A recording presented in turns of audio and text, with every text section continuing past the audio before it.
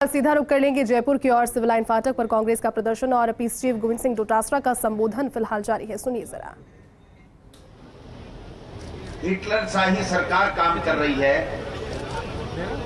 झूठों की बेईमानों की सरकार काम कर रही है, झूठे वादे करने वाले लोगों की सरकार काम कर रही है।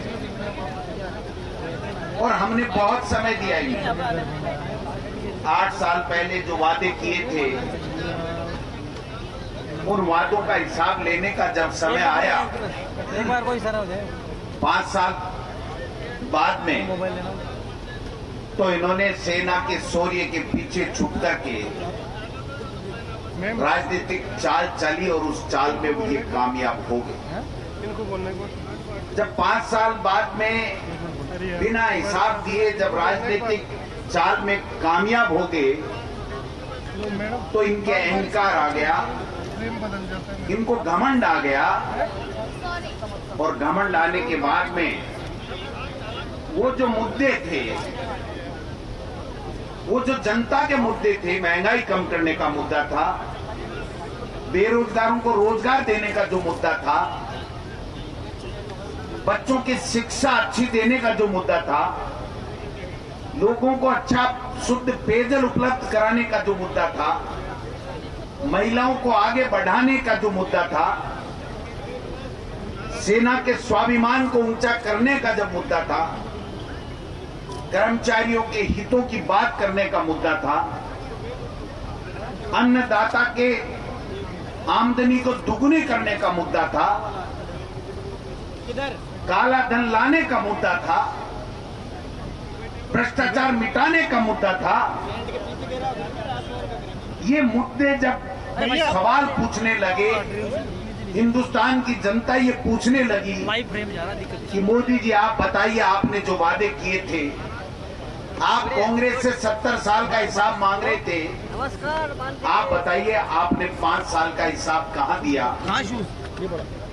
युवाओं का भारत, युवाओं का भारत ये नारा दे करके,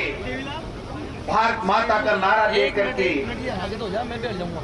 विदेश नीति शानदार बनाने की बात करके, आर्थिक मंदी से भारत को निकालने की बात करके जब आपने वोट लिए थे, तो अब हमारे उन कामों का क्या हुआ, हमारी उन समस्याओं का क्या हुआ, हमारे इस देश के स्वाभिमान की बात का क्या हुआ, हमारे बेरोजगार की? तब इन्होंने साजिशी रचने चालू कर दी। एनडीए प्रथम में मैं कहना चाहता हूं, सबसे पहले किसान की भूमि अधिग्रहण कानून के ऊपर उन्होंने डाका डालने की चेष्टा की, अपने उद्योगपति मित्रों को फायदा देने के लिए। यही राहुल गांधी था, अन्नदाता के साथ में खड़ा हुआ, कंधे से कंधा मिलाया। कांग्रेस का कार्यकर्ता राहुल गांधी जी के नेतृत्व में जब किसान के साथ में खड़ा हुआ, तो इनको वापस अपने पैरों को मोड़ना पड़ा, वापस अपनी गति को कम करनी पड़ी, और किसान की खेती बची, किसान की आत्मा बची। जब दोबारा सत्ता में आए, उसके बाद में किसान के साथ में जो सौतेला व्यवहार हुआ, जो 3 काले कानून लाकर के अडानी और अंबानी और बड़े उद्योगपति मित्रों को किसान की उपज, किसान की आत्मा, किसान जो अपने बेटे बेटी का पेट काट करके जो अन्न पैदा करता था, देश को रोटी देने का काम करता था, जब उसके ऊपर आंच आने लगी, तो आपने देखा होगा कि कांग्रेस पार्टी भी खड़ी हुई, अन्नदाता ने अंगड़ाई ली। 15 महीने लगे होंगे, लेकिन अन्नदाता ने हार नहीं मानी। मोदी जी को देश से माफी मांगनी पड़ी। और मैं दावे के साथ कह सकता हूं कि राहुल गांधी के ऊपर जिस प्रकार का झूठा ईडी का केस बनाया गया है, ये देश की समस्याओं के ऊपर से ध्यान हटाने के लिए, कांग्रेस के कार्यकर्ताओं को चैलेंज करने के लिए, कांग्रेस के कार्यकर्ताओं का दम देखने के लिए, और देश के जो विभिन्न, चाहे बेरोजगारी के हों, चाहे दूसरे मुद्दे हों, उन मुद्दों के ऊपर ध्यान भटकाने के लिए उन्होंने एक साजिश रची। आज जो भर्ती के लिए 10 लाख की बात कर रहे हैं, मैं पूछना चाहता हूं मोदी जी से,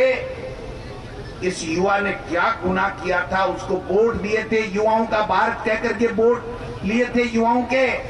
और तमाम युवाओं ने कहा था कि कांग्रेस को तो बहुत बार देख लिया, लेकिन इस मोदी को देखेंगे,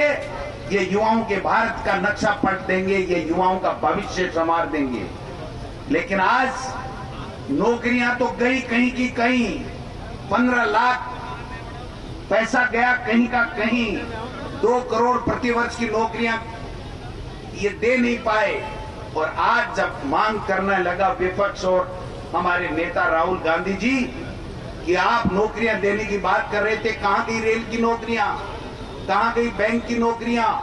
कहां गई फौज की नौकरियां? तो एक इस प्रकार का सदगुफा लेकर के आए कि 4 साल हम ट्रेन करेंगे और देश का युवा